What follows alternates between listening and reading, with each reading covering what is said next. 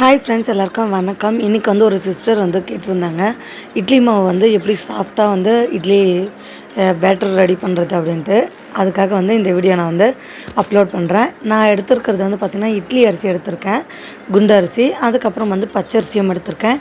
இது வந்து பார்த்திங்கன்னா ரேஷன் அரிசி தான் நான் எடுத்துருக்கிறது.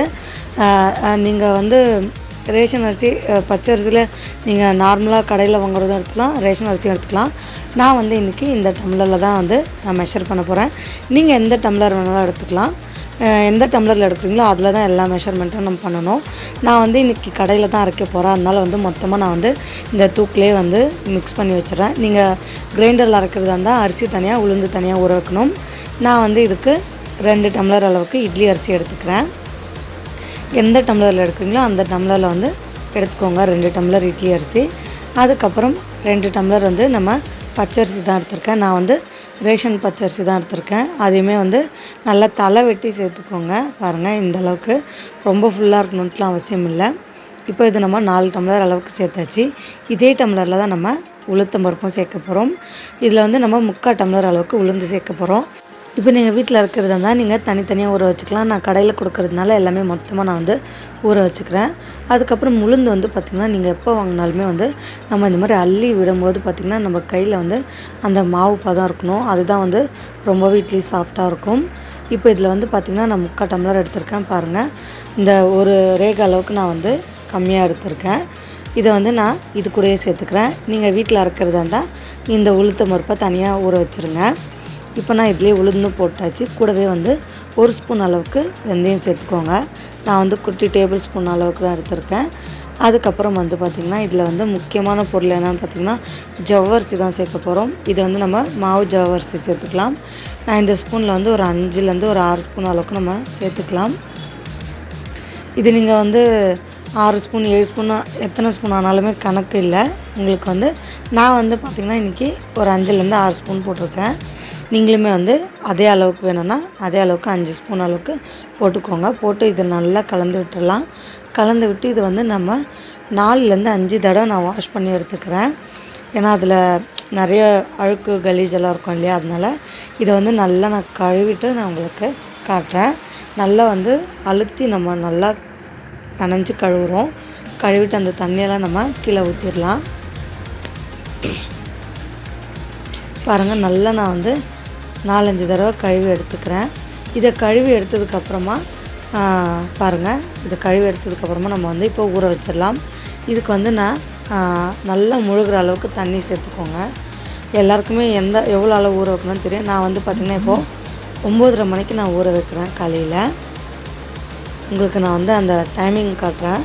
9:30 மணிக்கு ஊற வைக்கிறேன். நான் வந்து ஒரு 4:30 இல்லை ஒரு 5 மணி போல் அவல் தனியாக ஊற வைப்பேன். அப்போ தான் ஊற வைக்குவேன். இப்போ இது வந்து ஊரோட்டம் மூடி வச்சிடலாம். இப்போ நான் ஈவினிங் காட்டுறேன். பாருங்கள், இப்போ வந்து நம்ம அவல் சேர்த்துக்கலாம். அவல் வந்து ஒரு அதே டம்ளரில் ஒரு கிளாஸ் அளவுக்கு சேர்த்துக்கலாம். சேர்த்துட்டு இதை வந்து நம்ம நல்லா கழுவி எடுத்துக்கலாம். இதுலேயுமே வந்து கொஞ்சம் அந்த கலீஜ் எல்லாமே இருக்கும்.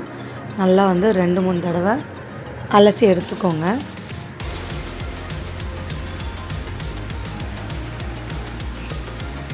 இப்போ இது அலசி எடுத்தாச்சு. இதை வந்து நம்ம ஊற வச்ச அரிசியோடு நான் சேர்த்து வைக்கிறேன்.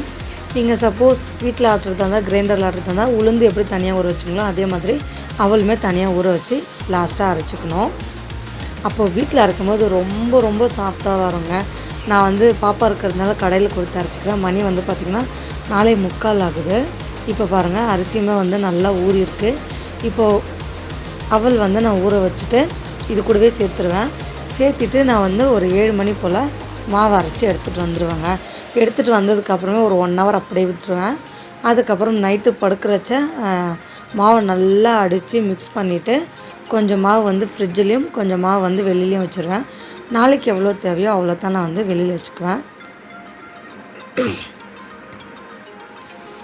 பாருங்கள், அரைச்சி எடுத்துகிட்டு வந்தாச்சு. நான் அப்படியே விட்டுட்டு இருந்தேன். இப்போ நான் வந்து படுக்க போகிறேன்றதுனால இது வந்து நான் மிக்ஸ் பண்ணி தனியாக வச்சிடலான்னு சொல்லிட்டு வச்சுருக்கேன். பாருங்கள், இந்த அளவுக்கு அரைச்சி கொடுத்துருக்காங்க. இதோட நைஸாக அரைச்சாலுமே நல்லா வரும் இட்லி. இதை வந்து நம்ம அந்த கட்டி இல்லாமல் நல்லா ஃபுல்லாக வந்து மிக்ஸ் பண்ணிக்கலாம். ஒரு வாட்டி திக்காக அரைச்சி கொடுத்துருவாங்க. மிக்ஸ் பண்ணுறது கொஞ்சம் கஷ்டமாக இருக்கும். இந்த வாட்டி கொஞ்சம் இலக்கமாக அரைச்சி கொடுத்துருக்காங்க. நீங்கள் கடையில் அரைக்கிறதா இருந்தால் இட்லி தோசைன்னு சொன்னாலே அவங்களே அரைச்சி கொடுத்துருவாங்க. இப்போது இதை நல்லா மிக்ஸ் பண்ணியாச்சு. இதை வந்து நான் ஃப்ரிட்ஜில் வைக்கிறதுக்காக டப்பாவில் கொஞ்சம் ஊற்றி வச்சிடுறேன். எனக்கு காலையில் எவ்வளோ டிஃபனுக்கு வேணுமோ அவ்வளோ மாத்திரம் நான் வச்சுக்குவேன். மிச்சத்தை நான் ஃப்ரிட்ஜில் வச்சுருவேன். பாருங்கள், தனியாக ஊற்றி அந்த தூக்கில் அப்படியே நான் மூடி வச்சிடுறேன். இப்போ நம்ம இதை காலையில் மிக்ஸ் பண்ணும்போது பார்க்கலாம். இதை வந்து நான் ஃப்ரிட்ஜில் வச்சிடுறேன். காலையில் நல்லாவே வந்து பொங்கி வந்திருக்கும். காலையில் காட்டுறேன் பாருங்கள். மார்னிங் நான் வந்து இப்போ வந்து இட்லி ஊற்ற போகிறேன்.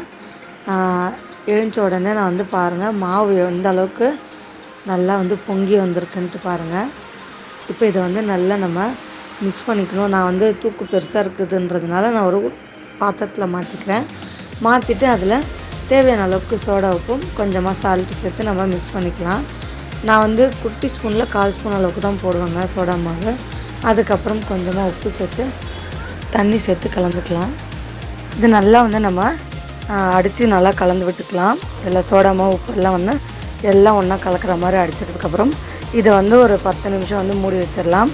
அப்போ இன்னும் நமக்கு வந்து பொங்கி வரும். இப்போ இதில் தோசை எப்படி வருதுன்றதை காட்டுறேன், வாங்க பார்க்கலாம். நான் வந்து இந்தோலியம் தவா வச்சுருக்கேன். ஸ்டவ் பற்ற வச்சு அதை வச்சுட்டு நல்லா காஞ்சதும் நம்ம தோசை ஊற்றிடலாம்.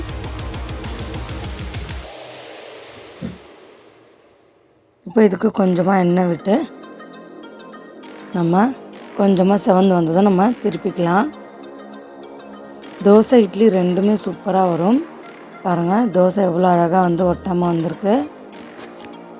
இதை வந்து நம்ம திருப்பி போட்டு எடுத்துடலாம். இப்போ வந்து இட்லி ஊற்றிடலாம். தோசை நல்லா வந்துச்சு இல்லையா? இப்போ தண்ணி வந்து எப்போவுமே இட்லி வந்து சாஃப்டாக இருக்கிறதுக்கு இன்னொரு காரணம் இருக்குது. தண்ணி வந்து நல்லா சலசலன்னு கொதி வந்ததுக்கப்புறம் தான் நம்ம மாவு வந்து இட்லி சட்டியில் ஊற்றி வைக்கணும். இல்லைனா வந்து இட்லி வந்து கொஞ்சம் ஹார்டாயிரும். இப்போ தண்ணி வந்து நல்லா கொதிச்சிட்ருக்கு. நான் வந்து இட்லி பிளேட்டில் எண்ணெய் தடவி வச்சுருக்கேன். இப்போ நம்ம மாவு ஊற்றிக்கலாம்.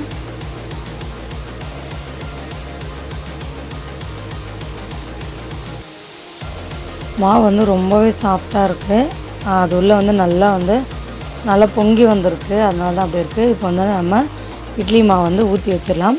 ஊற்றி வச்சுட்டு ஒரு 10 நிமிஷங்க, அப்புறம் இட்லி வந்துடும். அதுக்குள்ளே வந்து நான் சட்னி ரெடி பண்ணிக்கிறேன். உடச்சக்கடலை சட்னியும் வேர்க்கடலை சட்னியும் கார சட்னியும் நம்ம வந்து ரெடி பண்ணிக்கலாம். இட்லிக்கு ரொம்பவே சூப்பராக இருக்கும். பாருங்கள், இட்லி வந்து நான் 10 நிமிஷம் ஆனதுக்கப்புறம் கத்தியை வந்து விட்டு பார்க்குறேன். கத்தியில் வந்து ஒட்டாமல் இருந்துச்சுன்னா இட்லி வந்து வெந்துருச்சுன்னு அர்த்தம். இப்போ நான் அதை இறக்கிட்டு ஒரு 2 நிமிஷம் விட்டுட்டு அதுக்கப்புறம் நான் வந்து இட்லி எடுக்கிறேன். பாருங்கள், எவ்வளோ சாஃப்டாக வந்து ஒட்டாமல் வந்து வந்திருக்கு. இப்போ இதில் நான் டம்ளரில் தண்ணி வச்சு ஒரு இட்லியாக வந்து நான் எடுத்துக்கிறேன். இட்லி ரொம்பவே சாஃப்டாக வந்திருக்கு. கண்டிப்பாக இந்த அளவில் வந்து நீங்கள் மாவு அரைச்சி இட்லி சுட்டு பாருங்கள். இப்போது எல்லா இட்லியும் நான் வந்து எடுத்துட்டேன். பார்த்திங்கனாவே தெரியும், ரொம்பவே சாஃப்டாக இருக்குது இட்லி. நான் வந்து இதை புட்டு கூட காமிக்கிறேன் பாருங்கள் எவ்வளோ சூப்பராக சாஃப்டாக வந்திருக்கு நம்ம இட்லி. அவ்வளோதாங்க, ஈஸியாக வந்து இட்லி மாவு வந்து எப்படி அரைக்கிறதுன்றதை பார்த்தோம். இப்போ வந்து நான் இதை இட்லி கார சட்னியோடு சர்வ் பண்ணுறேன். இந்த வீடியோ பிடிச்சிருந்தால் லைக் பண்ணுங்கள். Bye friends.